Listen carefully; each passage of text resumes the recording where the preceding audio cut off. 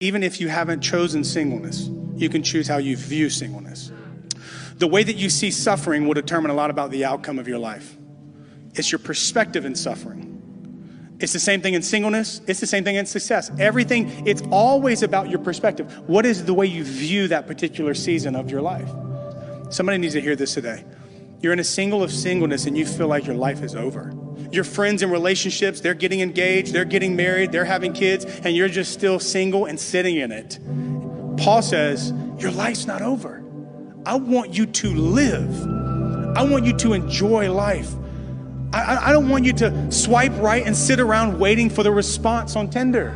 Focus on personal growth. Focus on discovering your God-given gifts. Jesus, his framework is specifically this, is you can be single, yet you can view it as a gift from heaven, as an opportunity from heaven. If we can stop basing our happiness on our circumstances, we can be happy all of the time. Let me say it again. If we can stop basing our happiness on our current circumstances, we can be happy all the time. Don't waste today worrying about yesterday or worrying about tomorrow. Put those in God's hands. There's nothing He can't take care of. And instead of putting today's energy on that, give today's energy fully to today. Live your life one day at a time. God has not forgotten about you. He knows you're hidden, and He knows how long you've been there. He knows what's in you. He's the one that put the gifts, the talents, the dreams. Instead of fighting the silence, why don't you do like Jesus and embrace it?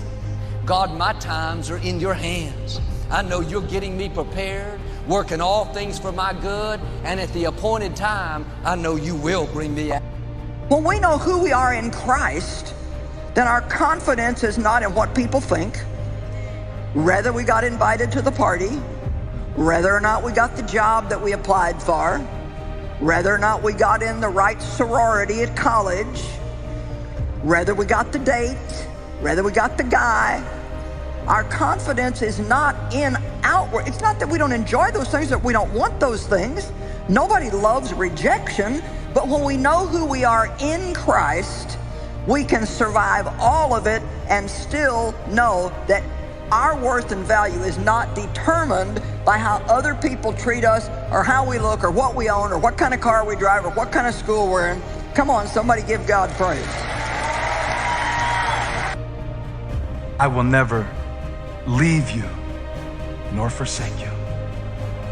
So if somebody else did, and it's just the two of us, the Lord sent me to tell you, you're not alone. God will give you someone that you need in every season of your life. Here's a key.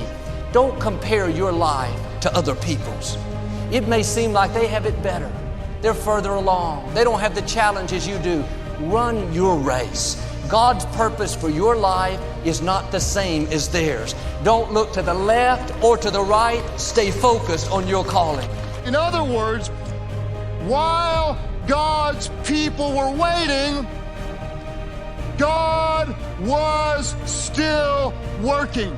In the same way, while you're praying and you're wondering and you're hoping and you're asking, in your waiting, God is still working. He's always working behind the scenes.